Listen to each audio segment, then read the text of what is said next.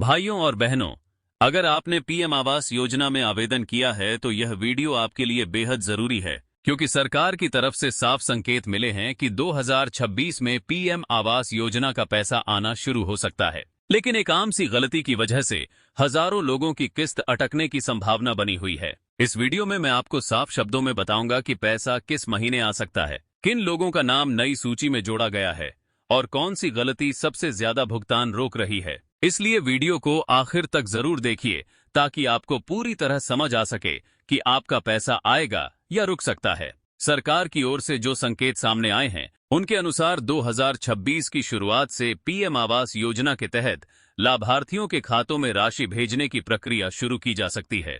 यह पैसा किसी एजेंट, बिचौलिए या अन्य माध्यम से नहीं बल्कि सीधे उसी बैंक खाते में आएगा जो सरकारी रिकॉर्ड में पहले से सत्यापित है। इसका सीधा मतलब है कि जिन लोगों के दस्तावेज पूरे हैं और बैंक विवरण सही है, उनके लिए इंतजार अब ज्यादा लंबा नहीं होना चाहिए। लेकिन इसी प्रक्रिया में एक ऐसी आम गलती सामने आ रही है जिसकी वजह से हजारों लोगों की किस्त रुक जाती है। कई मामलों में नाम सूची में होने के बावजूद पैसा इसलिए नहीं पहुंचता क्योंकि बैंक खाता आधार से लिंक नहीं होता, खाता लंबे समय से निष्क्रिय रहता है या आवेदन में दी गई जानकारी बैंक रिकॉर्ड से मेल नहीं खाती। कहीं मोबाइल नंबर बंद होता है तो कहीं पहचान पत्र और बैंक विवरण में छोटा सा अंतर होता है।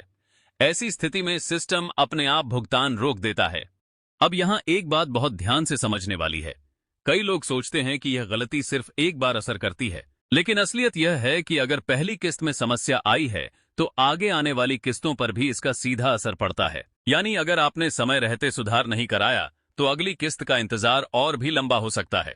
अब बात करते हैं नई सूची की। जिन लोगों ने पहले ही आवेदन किया था और पात्रता की सभी शर्तें पूरी करते हैं, उनके नाम नई सूची में जोड़े जा रहे हैं। यह प्रक्रिया पूरे देश में एक साथ नहीं होगी बल्कि चरणबद्ध तरीके से आगे बढ़ेगी। कुछ राज्यों में पहले भुगतान शुरू होगा और फिर धीरे धीरे अन्य राज्यों में भी यह प्रक्रिया आगे बढ़ाई जाएगी। कई लोग यह देखकर परेशान हो जाते हैं कि पड़ोसी के खाते में पैसा आ गया, लेकिन उनके खाते में अभी तक नहीं आया। यहां यह समझना जरूरी है कि भुगतान की प्रक्रिया जिले, राज्य और रिकॉर्ड सत्यापन के आधार पर अलग अलग समय पर होती है। इसका मतलब यह नहीं है कि आपका नाम हटा दिया गया है या पैसा नहीं मिलेगा।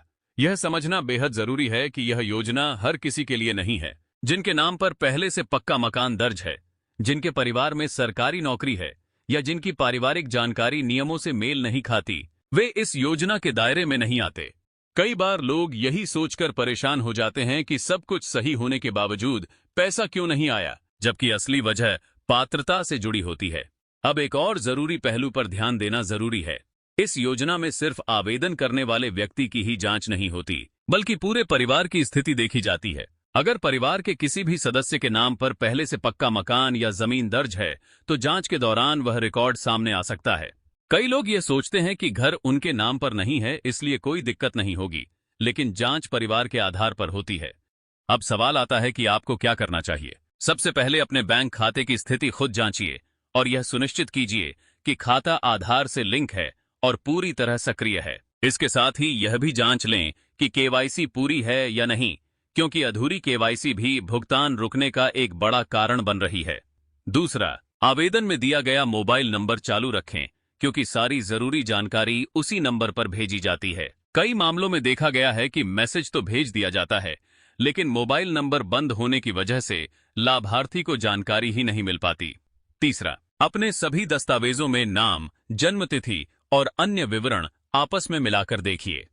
आधार कार्ड, बैंक पासबुक और आवेदन फॉर्म में अगर जरा सा भी अंतर होता है तो सिस्टम उसे तकनीकी गलती मान लेता है और भुगतान रोक देता है।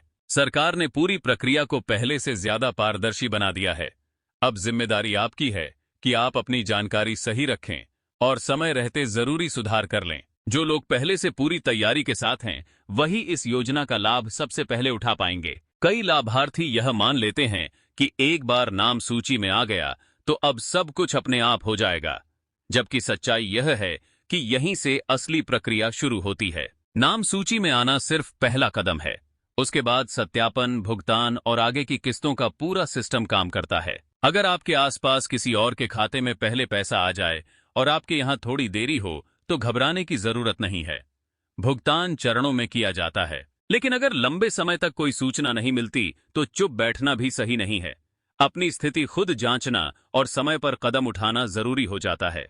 ग्रामीण और दूरदराज के इलाकों में रहने वाले लोगों के लिए यह और भी जरूरी हो जाता है कि वे खुद जानकारी रखें। कई बार सही सूचना समय पर नहीं मिल पाती और इसी वजह से योग्य लोग भी पीछे रह जाते हैं। अगर आपके पास सही जानकारी है तो उसे दूसरों के साथ साझा करना भी एक बड़ी मदद हो सकती है।